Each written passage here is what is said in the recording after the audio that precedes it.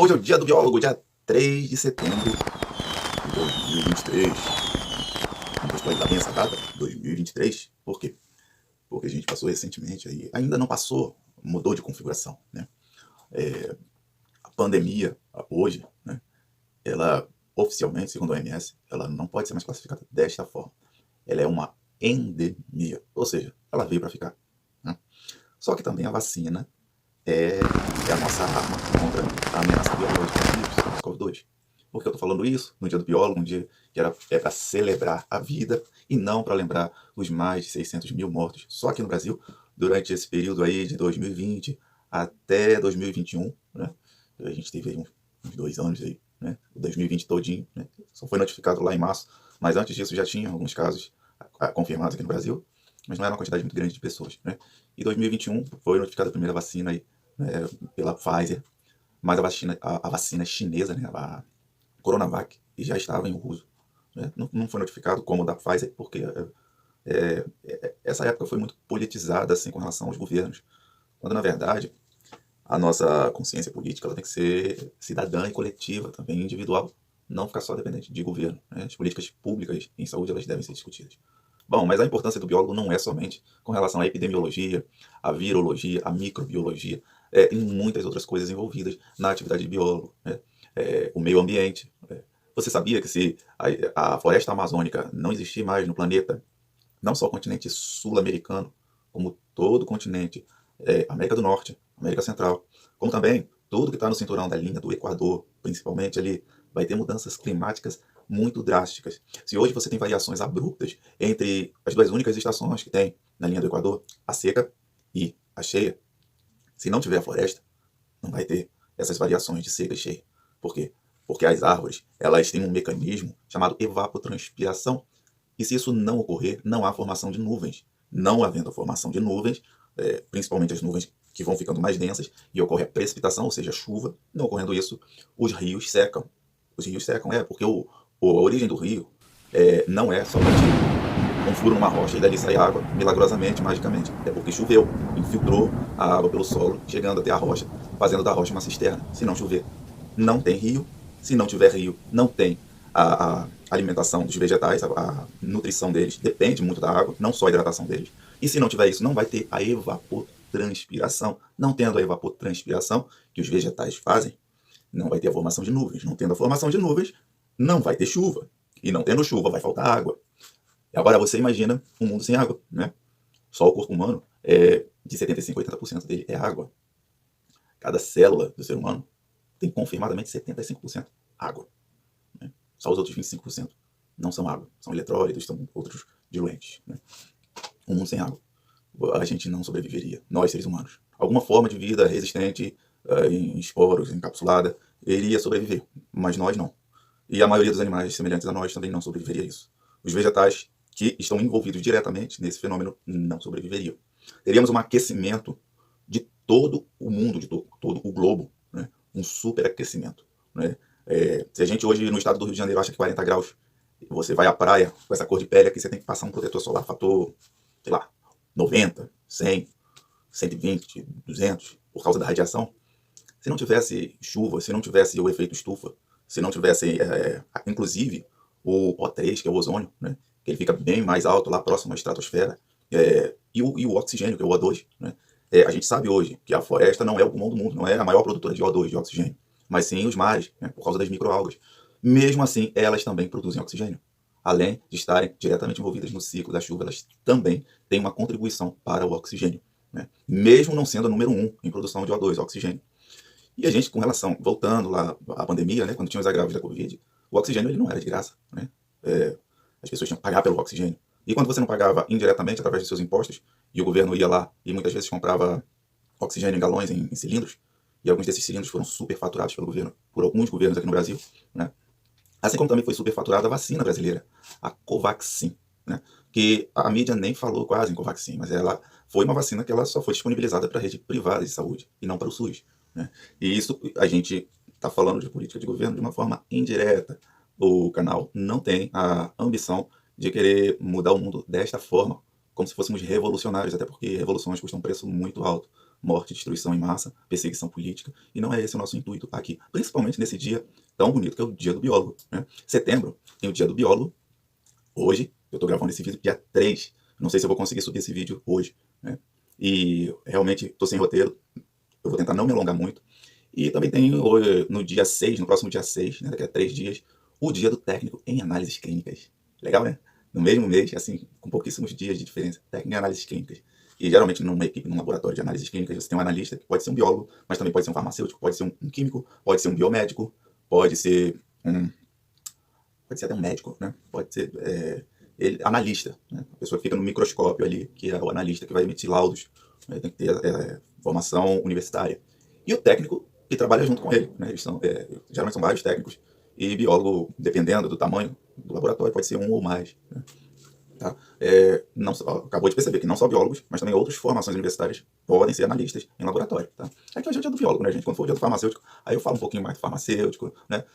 Não sei se a galera tá ciente aí, deve ter os últimos vídeos que eu subi aí, os últimos 2 vídeos, não tem tanto a ver com a biologia, mas tudo tem a ver com a biologia. Biologia, biovida, logos, estudo. Então, tudo enquanto a gente estiver vivo, né? E o nosso objeto de estudo for a vida, os seres vivos, que a gente. Enfim, vocês sabem que eu estou fazendo outro curso aí, que é enfermagem. Assistam lá meus vídeos voltados para a área da enfermagem, que é um pouco mais específica, né?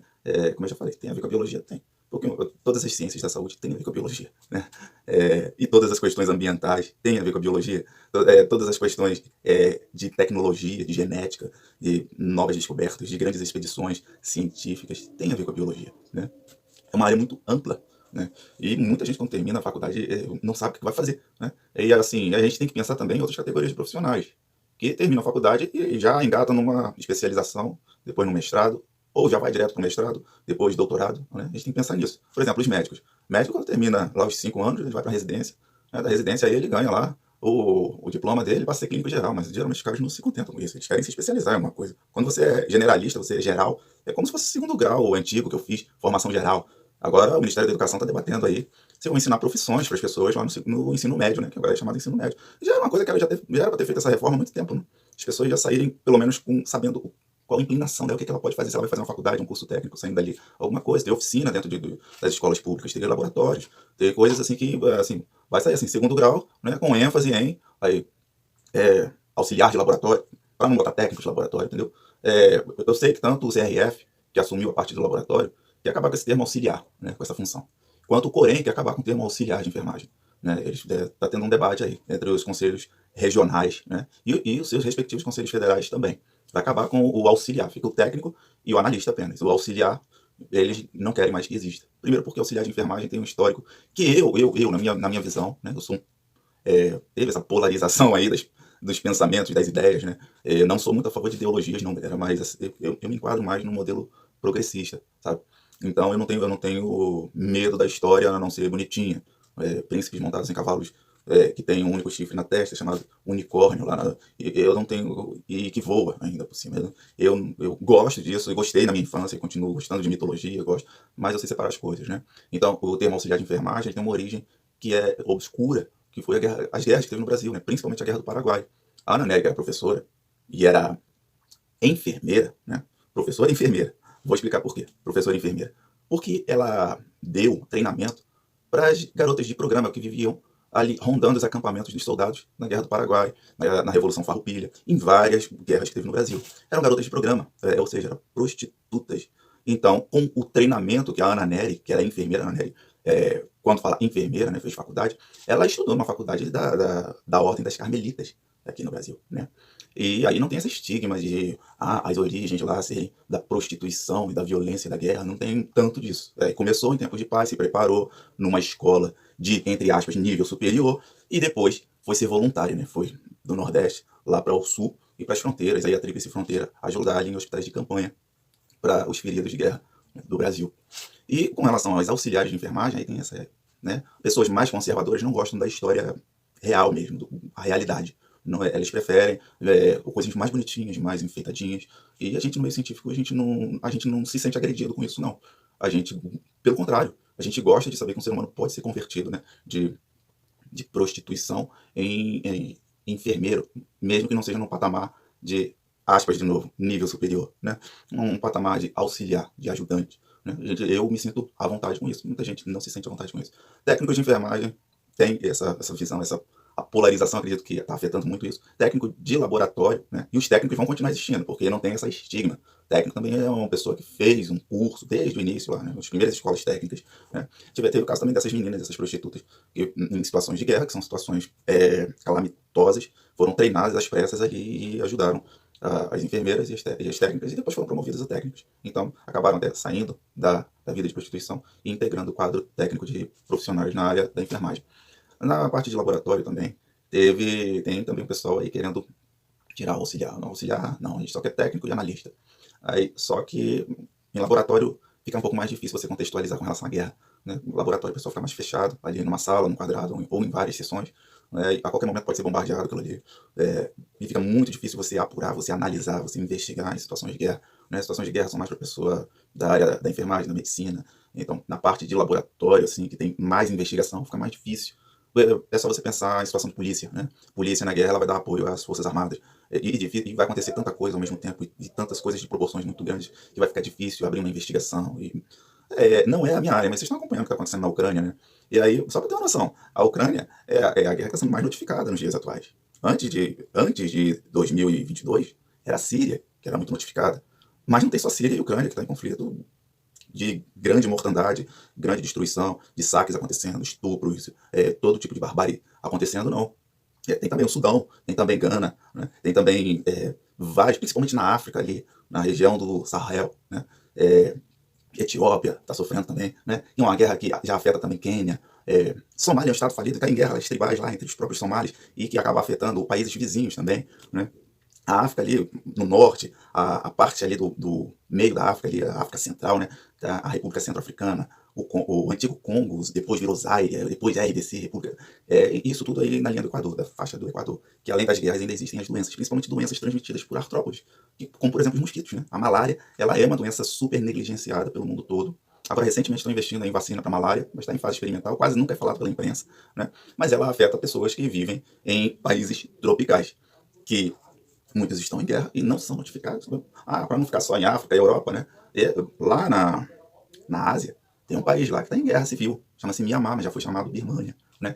E por que eu estou falando disso sem ser geógrafo, sem ser cara da geopolítica, assim, sem, entre aspas, né? Ser o cara que tem total domínio sobre isso? Porque países em guerra, eles não notificam epidemias, não tem muito o que ser feito. Né? E é por isso que eu trabalho de biólogo, né? Aí não tem muito o que ser falado em meio ambiente, as bombas são jogadas tanto nas cidades quanto nas florestas. Tem um exemplo clássico da Guerra do Vietnã, jogando bombas incendiárias de napalm nas florestas do sudeste da Ásia, né? Para abrir clareiras, para pousarem os helicópteros, que as tropas estadunidenses e sul-vietnamitas eram aerotransportáveis por helicópteros, então tinham que abrir clareiras na selva do Vietnã para pousarem essas aeronaves. E isso é considerado arma química, que é proibido pelas convenções internacionais de conflito armado. Mas eles usaram. Não é uma arma química como o gás sarin, que foi usado nas câmaras de gás, né, as fábricas de morte pelos nazistas na Europa, na primeira metade dos anos 40. Mas também é arma química, assim como o esfoliante, o agente laranja, né, para caírem as folhas das árvores onde os vietcongas ficavam escondidos e os seus inimigos sobrevoando terem a visibilidade lá de baixo e poderem atirar neles e jogar bomba neles. Então é um exemplo clássico, assim, de quem é que vai falar em meio ambiente nessa hora, cara? Qual é o biólogo que vai ter a palavra numa situação dessa? Né? As pessoas vão estar focadas em outras coisas. O número de mortos e feridos, o hospital que foi bombardeado, que também é biologia. Também. Ali no hospital, todos os profissionais na área da saúde, eles dependeram muito dos ensinos da biologia para terem sua formação, sua qualificação profissional. Né? E a gente não pode deixar de levar em consideração essa questão política aí, né? Porque, até para a gente saber o agora. Por que o biólogo hoje não é tão bem colocado em certas situações, né? Por que, por exemplo, você que é bem jovem e já tem a sua graduação de biologia, não tem muitas vezes as vagas disponíveis para biólogo nas Forças Armadas ou na polícia, né? Nós temos polícia ambiental no Brasil, bombeiros que podem abrir concurso público para biólogos. E aí, eu pelo menos tenho acompanhado concurso público, isso quase não sai, quase não tem. Polícia Federal pode abrir para biólogo também, né? Por quê?